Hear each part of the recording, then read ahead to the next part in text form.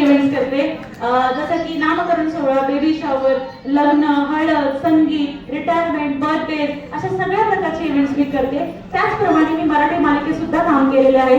जसे मी आई कुठे काय करते, माझ्या नवऱ्याची बायको, हेमंत बावरे, अगबाई सासूबाई, तुझी माझी रेशीमगाठ, अशा 25 ते 30 मराठी मालिकांमध्ये मी काम केलेलं आहे. ही आहे माझी छोटीशी ओळख. Thank you so much.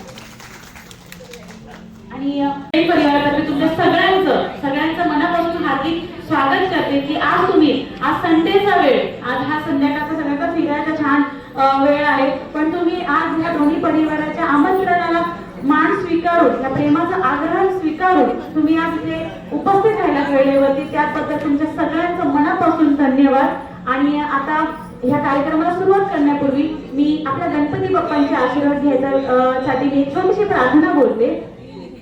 आपली छानशी परी, आता मी तिचं नाव आपल्याला जोपर्यंत माहित नाहीये तोपर्यंत मी तिला परी म्हणणार आहे.